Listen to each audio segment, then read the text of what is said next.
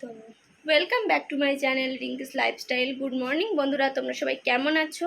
আশা করি ভালো আছো, আমিও ভালো আছি। তো তোমরা তো জানো তোমার দাদার খুবই শরীর খারাপ, আর এখন শরীর খারাপটা ইদানিং খুব বেড়েছে।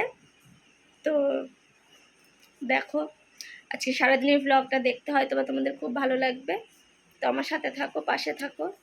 দেবো কী করে, কারণ তোমার দাদার হচ্ছে কি এতটা শরীর খারাপ লাগছে তোমাদের দাদার, মানে এই কয়টা দিন প্রত্যেক দিন সারা রাত তো ঘুমাচ্ছে না, আর দিনের বেলায়ও ঘুমাচ্ছে না, শুধু পায়ে ব্যথা করছে। আর তোমাদের তো দেখালাম, আমি সেদিন শেয়ার করেছিলাম, ডাক্তার দেখিয়ে নিয়ে এসেছিলাম, দুদিন একটু ঠিক ছিল, আবার যাকে তাই হয়ে যাচ্ছে। মানে আমিও নিতে পারছি না, নিজেরও শরীরটাও চলছে না, এমন সমস্যা হচ্ছে। তো পরে আবার কথা বলছি তোমাদের সাথে। দেখো তোমাদের দাদাকে আমি হচ্ছে গিয়ে একটুখানি গুছিয়ে টুচিয়ে দিচ্ছি। আর আমার বোন এসেছিল কালকে, আর আমাদের কালকে একটু বিয়েবাড়ি ছিল, আমরা যাবো না করছিলাম, বলছি তোমাদের পরে সেই কাহিনীটা। আর তোমাদের দাদার শরীর একদম ভালো ছিল না, এই পাটা প্রচণ্ড যন্ত্রণা করছে এখান থেকে এত অবধি, কালকে ইঞ্জেকশন পর্যন্ত করাতে হয়েছে রাতে। আর আমি সেইভাবে ওর জন্য ভিডিও করতে পারছি না, ভিডিও দিতে পারছি না। বোন হচ্ছে বাড়ি চলে যাচ্ছে, আর মেয়েও আজকে আর স্কুলে যাবে না, কালকে সবাই বিয়ে বাড়ির থেকে এসে আর যায়নি তো, টাটা, চলো ওকে বাই বাই করে দিয়ে দিদিদের বাড়িতে যাবে, কটা খেয়ে দে বাড়ি চলে যাবে। বাইরে কি প্রচণ্ড রোদ বেরিয়েছে, আর ও এখন বেরোচ্ছে, যদিও বা 10টা মনে হয় বাজে, ও হচ্ছে এখন বেরোচ্ছে। তো যাক, হ্যাঁ আবার পরে আসিস, টাটা। দেখো কি পরিমাণে রোদ রাস্তায়, দেখ। তো দেখো বন্ধুরা, তোমাদের দাদাকে আমি এরকমভাবে বসিয়েছি, আমি পিছনে বসে আছি, আর ওকে এইভাবে বসিয়ে রেখেছি, আর পিছনে আমি পা দিয়ে রেখেছি। দেখো ভালো লাগছে বসে? হ্যাঁ, কেমন লাগছে বসে? বসে ভালো লাগছে, এর মধ্যে বসে যদি থাকতে পারতাম তাহলে তো খুব ভালো লাগতো। এরকম বসবে কবে তাই তো জানি না।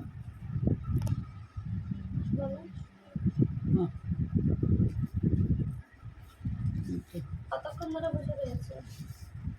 অনেকক্ষণ আছে। দেখো অনেকক্ষণ ধরে বসিয়ে রেখেছি এরকম ভাবে।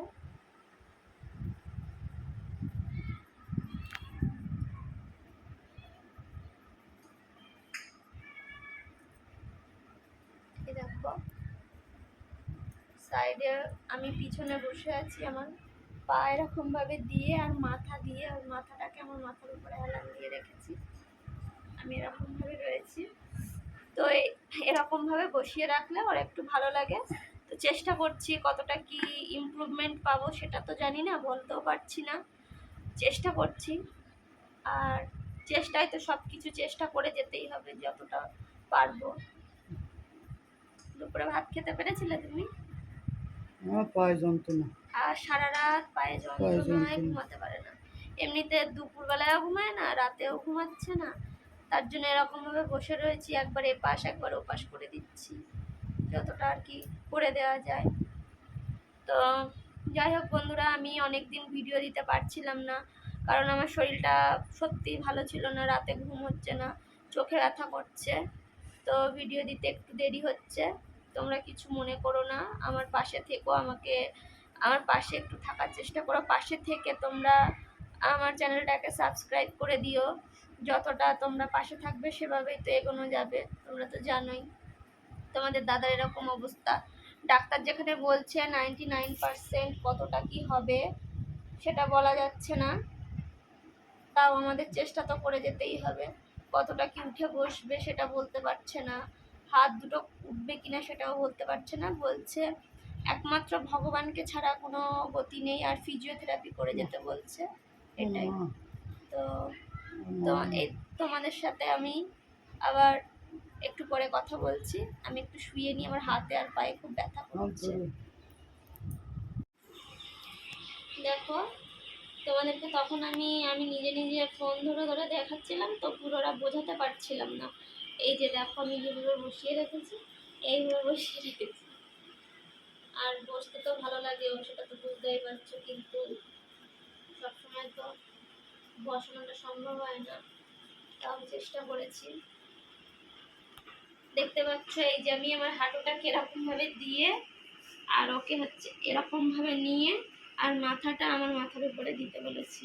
এইভাবে বসিয়ে রেখেছি, আর আমি প্রায় আধ ঘন্টা ধরে এরকম ভাবে বসে রয়েছি। 30 মিনিটের বেশি হয়ে গেছে আমি এরকম ভাবে বসে রয়েছি একভাবে, যাতে ওর একটু ভালো লাগে তার জন্য। দেখো বন্ধুরা, তোমাদের দাদার পায়ে আজকে 2 দিন ধরে ভীষণ ব্যথা হচ্ছে, এত ব্যথা হচ্ছে, খাওয়া দাওয়া কিচ্ছু করতে পারছে না, প্রচন্ড পরিমাণে কষ্ট হচ্ছে। যন্ত্রণা জ্বালা যন্ত্রণা সহ্য করতে পারছি না আমি যন্ত্রণা জ্বালা একেবারে কেমন যেন করে শেষ হয়ে গেছে। আমি পাচ্ছি না হাঁপিয়ে যাচ্ছে, মানে সারা রাতে ঘুমায় না, দিনে ঘুমাচ্ছে না, শুধু ব্যথা ব্যথা, খাওয়া দাওয়া সব বন্ধ করে দিয়েছে। ডাক্তার দেখিয়েছি, ওষুধ দিচ্ছে, ওষুধেও কাজ হচ্ছে না। এমনকি কালকে রাতে ইঞ্জেকশন করাতে হয়েছে একটা, তারপরেও কাজ হচ্ছে না, একদম নেতিয়ে পড়েছে। আর আমাকে দেখে বুঝতে পারছে যে আমার একদম ঘুম হচ্ছে না, চোখ মুখ খুব জ্বালা করছে।